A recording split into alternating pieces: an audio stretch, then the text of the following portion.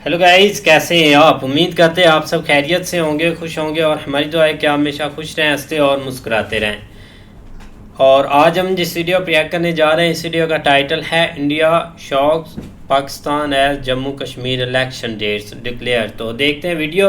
अगर वीडियो पसंद आए वीडियो को लाइक, चैनल को सब्सक्राइब ज़रूर कीजिएगा। देखते हैं। नमस्कार, नहीं वेलकम है स्टडी IQ। मैं हूँ प्रशांत धवन। देखिए, आज का जो मॉडर्न भारत है ये झुकने वाला नहीं है। कोई चुनौती आएगी, कोई चैलेंज आएगा तो इसका मतलब ये नहीं है कि हम अपने प्लान्स बदल लेंगे, हम आगे बढ़ते रहेंगे। नाउ रिसेंटली जैसे आपको पता है, जम्मू कश्मीर में लगातार आतंकवादी हमले हुए हैं। मैंने इन हमलों पर आपके लिए वीडियोस भी बनाई, अप टू डेटेड वीडियोस। यहाँ पे किस तरीके से हमारे कई इंडियन जवान, एयरफोर्स के, आर्मी के, इन्होंने अल्टीमेट सैक्रिफाइस दिया देश के लिए, ये वीरगति को प्राप्त हो गए। और इस बार देखो, आतंकवादियों ने पहली बार ये किया है सिंस 2021। हम ये देख रहे हैं कि जम्मू में ओवरऑल 40% आतंकवादी हमले हुए और कश्मीर में 60%। और सबको पता था ये क्यों किया जा रहा है। पाकिस्तान की साइड से जो ये आतंकवादी इंडिया में आ रहे थे और जो अटैक्स कर रहे थे इंडियन आर्मी पर, इंडियन मिलिट्री के लोगों पर, यह किया जा रहा था ताकि जो assembly election, Jammu Kashmir union territory के जो असेंबली इलेक्शन होने हैं, वहां पर लोग डर जाएं, लोग अपने घरों से बाहर ना निकले। इंडियन डेमोक्रेसी पर लोगों का जो भरोसा है ये स्ट्रांग ना हो जाए। क्योंकि मैं आपको ये बता दूं, कश्मीर को लेकर पाकिस्तान की जो भी गेम है, इसका सेंट्रल पिलर यही है कि कश्मीर के लोग हमेशा सेपरेटिस्ट माइंडसेट को प्रेफर करें और इंडियन डेमोक्रेसी की तरफ ना चले जाएं। क्योंकि पाकिस्तान को यह पता है कि अगर कश्मीर के लोग ओपनली डेमोक्रेटिक प्रोसेस में पार्टिसिपेट करते हैं तो कभी भी जो कश्मीर पाकिस्तान चाहता है उन लोगों को नहीं मिल पाएगा। क्योंकि लोग डेमोक्रेसी को प्रेफर करेंगे, लोग कहेंगे कि उनकी जो भी प्रॉब्लम है वो वोट देकर सॉल्व करेंगे। ये जो सेपरेटिस्ट भेजने का तरीका है, आतंकवादी को भेजने का तरीका है, इससे किसी का फायदा नहीं होने वाला। तो पाकिस्तान की साइड से बहुत सारे मिलिटेंट्स आए, हमारी मिलिट्री पर अटैक हुए और क्वेश्चन यहां पर यही था कि क्या जम्मू कश्मीर में असेंबली इलेक्शंस हो पाएंगे या नहीं हो पाएंगे। वेल, इंडिया ने यहां पर डिक्लेयर कर दिया है कि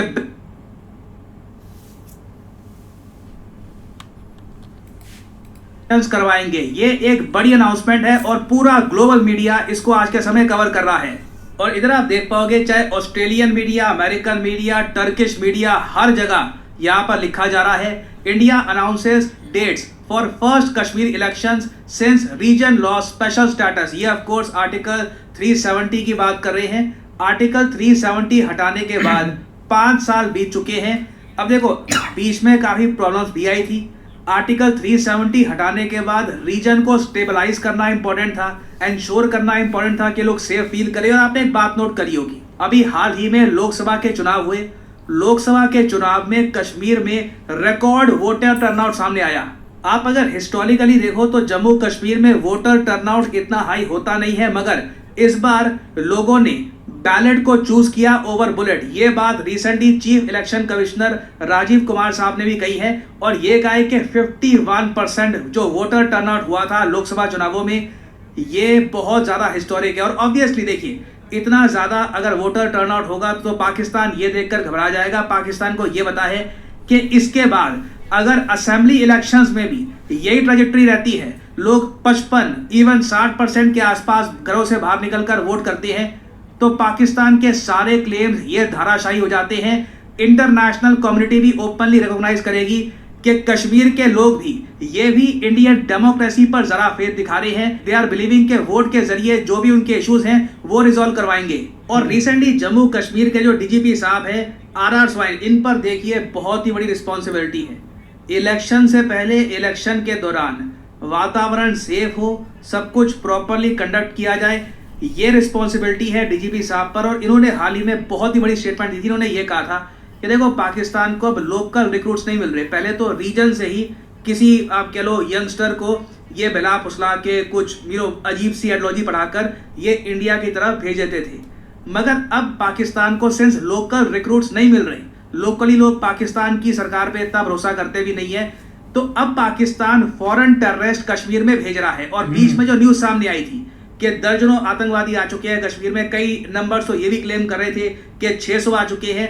पॉसिबिलिटी है इनमें से कई लोग एक्चुअली पाकिस्तान के भी काफी नॉर्थ से आए हुए, इनका कोई रिलेशन ही नहीं है कश्मीर से। सिंपली पाकिस्तान ने इन आतंकवादियों को रिक्रूट किया है ताकि इंडिया के इलेक्शंस में ये हिंड्रेंस डाल पाए। तो अब देखो हमारे सामने चुनौती है, ये जो शेड्यूल है जम्मू कश्मीर के इलेक्शंस का, डेट ऑफ पोल अनाउंस कर दी जा चुकी है, 3 फेजेस में ये चुनाव होगा। और वैसे मुझे एक बात बोलनी पड़ेगी, देखो हम लोग बहादुरी दिखा रहे हैं ये इलेक्शंस कंडक्ट करवा कर, मगर ये इलेक्शंस हम फास्ट करेंगे। 2 दशकों में सबसे फास्टेस्ट शॉर्टेस्ट इलेक्शंस ये होने वाले हैं। और आप समझ सकते हैं इसका रीज़न क्या है। हमारे जो जवान हैं, हमारी मिलिट्री, ये अपनी जान पे खेल के, मैं लिटरली कहूँगा ये बिल्कुल बहुत ज़रा ब्रेवरी दिखाकर इंश्योर करेंगे कि जम्मू कश्मीर के जो सिटीजन्स हैं वो अपना डेमोक्रेटिक अधिकार एक्सरसाइज कर पाएँ। ये अपने आप में मैं कहूँगा बहुत ही सुंदर बात है इंडियन डेमोक्रेसी की, कि हम हमेशा डेमोक्रेटिक प्रोसेस को सपोर्ट करते हैं नो मैटर दी ऑब्स्टिकल्स। और आप एक बात नोट करना, जम्मू कश्मीर में ना ऑलमोस्ट अगर आप 1967 से देखो तो हमेशा इंडिया ने लोकल इलेक्शंस यहाँ पे करवाए हैं, असेंबली इलेक्शंस यहाँ पे हुए हैं। जब जम्मू कश्मीर एक स्टेट थी, आप देखोगे लगातार यहाँ पे चुनाव हुए हैं। बीच में एक दौर आया था 1991 का, उस वक्त हम इलेक्शंस नहीं करवा पाए थे, स्थिति काफ़ी खराब हो गई थी स्टेट में। फिर उसके बाद आप अगर देखो तो लगातार चुनाव हुए हैं। फिर अभी मोस्ट रिसेंटली जब जम्मू कश्मीर एक स्टेट से एक यूनियन टेरिटरी बन गई, उसमें थोड़ा सा गैप आया है। आखिरी चुनाव हुए थे कश्मीर में 2019 में, अब 2024 में चुनाव होंगे। सुप्रीम कोर्ट की डायरेक्शंस के हिसाब से ये चुनाव करवाए जाएंगे। और आपने एक बात नोट करी होगी कि रिसेंटली डिफेंस मिनिस्टर, NSA और आर्मी चीफ, इन सब की मीटिंग हुई थी। जम्मू कश्मीर की सिक्योरिटी को लेकर कोई बड़ी बात नहीं है कि यहाँ पर डिप्लॉयमेंट इन द फ्यूचर बढ़ाई जाए। तो जम्मू कश्मीर देखिए आने वाले समय में न्यूज़ रहेगा। होपफुली ये इलेक्शंस पीसफुली कंडक्ट कर लिए जाएंगे। जो भी आतंकवादी हैं, जो भी लोग डिसरप्ट करना चाहते हैं इन चुनावों को, वो फेल हो जाएंगे। एंड आने वाला देखिए 1 महीना सितंबर तक it will be very interesting. जो भी अपडेट्स आती हैं, डेवलपमेंट्स आती हैं, उन पर मैं अपडेटेड वीडियोस आपके लिए लाता रहूंगा। This is a very important month. आने वाले कुछ महीने बहुत ज़्यादा इंपॉर्टेंट है फॉर इंडिया। नाउ कश्मीर में जो हम कर रहे हैं नॉर्थ में, वो अपनी जगह है, मगर साथ ही साथ इंडियन ओशन में भी हाल ही में भारत ने एक बहुत ही इंपॉर्टेंट स्टेप चला है। देखो इंडियन ओशन, चाहे वैसे आप अगर देखो ये रिपब्लिक ऑफ इंडिया का पार्ट नहीं है एज ए होल ओशन, मगर यहाँ पर जो मेन पावर है वो रहेगा भारत। हाल ही में हिंद महासागर में, इंडियन ओशन में, हमने कितने important structures, under water structures का नाम रखा है। ये बहुत इंपॉर्टेंट है। देखिए जो देश नाम रखता है और अपनी हिस्ट्री के हिसाब से नाम रखता है ना, मैटर करता है। पूरी दुनिया नोटिस करती है कि इंडियन ओशन के जो अंडर वाटर स्ट्रक्चर्स हैं इनके नाम क्या हैं और किस देश की हिस्ट्री से ये जुड़े हुए हैं। तो आपको बताना है कि हाल ही में कितने अंडर वाटर स्ट्रक्चर्स जो हैं इंडियन ओशन में, इनका नाम भारत ने रखा है।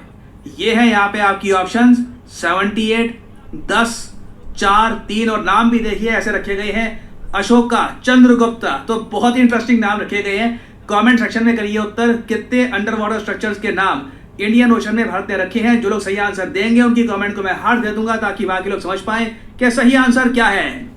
और फाइनली यहाँ पर मैं ये भी ऐड कर दूं कि ये डेट, बिल्कुल यार काफ़ी इंटरेस्टिंग टॉपिक है कि जो एक कश्मीर में हो रहा है ना इलेक्शन।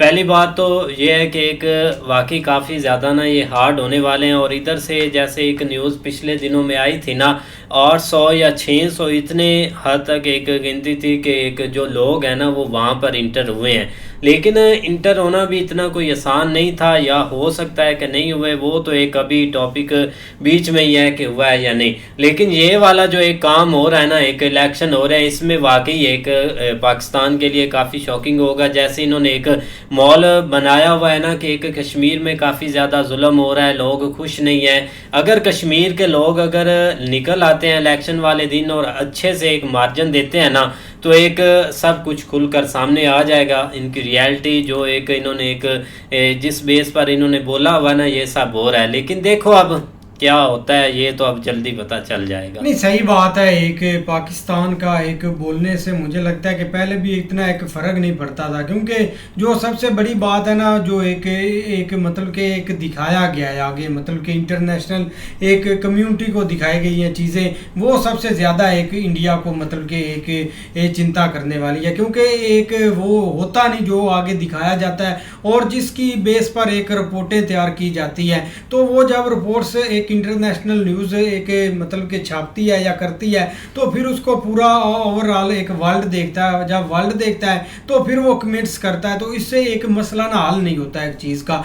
अब देख लो अभी मतलब कि ये इलेक्शन जो एक होने है अभी, तो इसका काफ़ी एक पॉजिटिव एक इम्पैक्ट गया भी है, मतलब कि सब न्यूज़ एजेंसी ने ये चीज़ छापी भी है। तो यही चीज़ एक दिखाना चाहते हैं, क्योंकि पाकिस्तान फर्स्ट दिन से यही एक मतलब कि चूरन बेच रहा है इधर पाकिस्तान में भी और एक इंटरनेशनल कम्युनिटी को भी, और जो भी एक अदारे इसमें आते हैं, चाहे यूएन आता है चाहे जो भी आता है, तो उसको ये चीज़ें दिखा करना है कि गुमराह कर रहे हैं कि वाकई ऐसा कुछ होता है। तो इसे एक इंटरनेशनल कम्युनिटी भी इस मामले को थोड़ा सा इग्नोर करती है और इसमें नहीं पड़ती, ज़्यादातर कमेंट्स कर देते हैं कि आप अपना मामला है खुद संभालें, लेकिन ये एक बहुत एक ना बड़ा एक चांस होगा अगर हो गया तो।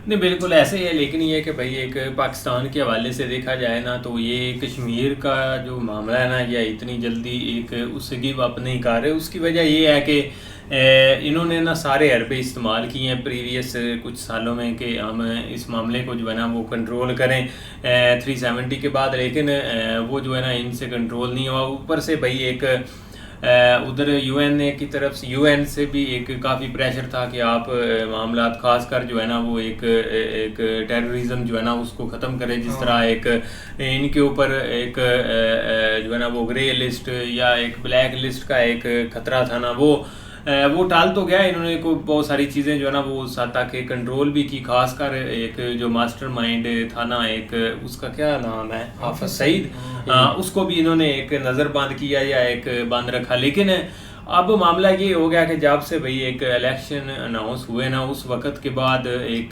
काफ़ी हलचल जो है ना वो दिखाई दी। एक रेगुलर आपको जो है ना वो वहाँ पे एक टारगेटेड जो है ना वो एक केस मिलेंगे, जो मतलब है वहाँ पे एक नौजवानों को जो इंडियन आर्मी के नौजवान हैं उनको टारगेट किया गया, जो कि एक बहुत बड़ा नुकसान हुआ है।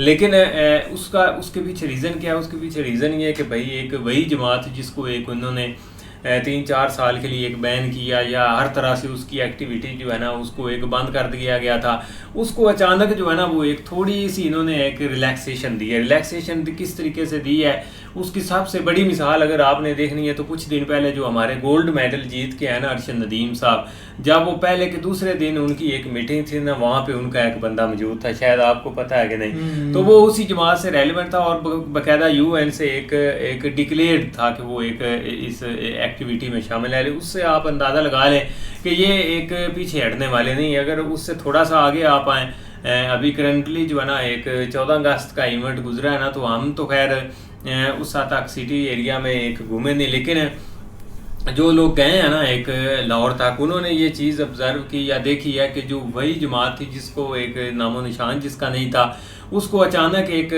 जो है ना वो ओपनली उसको एक पीछे से चाहे फंड के थ्रू या जैसे भी है ना एक जो है ना वो उनको एक ओपन किया गया कि वो मतलब खुल के एक आज़ादी मनाई या मतलब एक लोगों के सामने है एक जिस तरह वो पहले एक्टिविटी के। तो इससे अंदाज़ा लगा लें कि ये एक मुझे नहीं लगता ये कश्मीर के मामले में पाकिस्तान जो है ना वो पीछे हटेगा, क्योंकि और तो इनके पास तरीका है नहीं कि ये चाहते हैं, क्योंकि एक होती है आवाज़ बिल्कुल जो है ना वो खामोश होना, जो कि हमने पिछले कुछ सालों से देखी है कि वहाँ के लोग भी अब इस चीज़ से पीछे हट गए कि हम भाई एक जो सेपरेशन वाला एक ये एक मुद्दा या एक चूरन भेजते थे। लेकिन अब इनकी ये कोशिश है कि अपने बंदे किसी तरीके इन करके या वो एक उनका माइंड सेट चेंज, लेकिन मुझे लगता है कि उसमें भी ये आप फेल होंगे। ये कोई इस तरह का सीन अब दोबारा इनके हाथ में नहीं नज़र आएगा। देखो ये कब तक चलता है। सही बात है। अब देखो ना जो सबसे इंटरेस्टिंग बात है ना कि ये अब जो बंदे इंटर करते हैं ना वो एक पाकिस्तान से उनका ताल्लुक ही नहीं होता, क्योंकि इसके पीछे एक राज है। पहले यही एक मतलब के बंदे उधर इंटर करते थे, एक पाकिस्तानी होते थे, लेकिन अब वो जमातें खुद आपस में लड़ चुकी हैं कि आप खुद तो मोटा माल खा रहे हैं, आप दुबई में प्रॉपर्टी हर चीज़ बना रहे हैं, लेकिन आप हमें छोटा छोटा धंधा देते हैं, तो इससे एक हमारा ना एक पेट नहीं पलता, हमें भी एक हर चीज़ एक बड़ी चाहिए। तो ये आपस में ये के फूट गए थे, इसी वजह से ना अब ये ऊपर से बंदे ले रहे हैं। लेकिन ये बहुत ना एक बुरा खेल है, इसके बहुत बुरे एक नतीजे भी एक फ्यूचर में पाकिस्तान को भुगतने पड़ेंगे, क्योंकि आगे काफ़ी एक ना स्ट्रॉन्ग प्लानिंग है। और जो अब एक इलेक्शन होंगे ना इधर एक कश्मीर में, तो वो बहुत ना एक इंटरेस्टिंग होंगे, देखने वाले होंगे कि कितना एक लोग निकलते हैं। बिल्कुल, तो उम्मीद करते हैं आपको वीडियो पसंद आएगी। अगर पसंद आए वीडियो को लाइक, चैनल को सब्सक्राइब जरूर कीजिएगा। मिलते नई वीडियो के साथ, तब तक के लिए अल्लाह हाफिज़।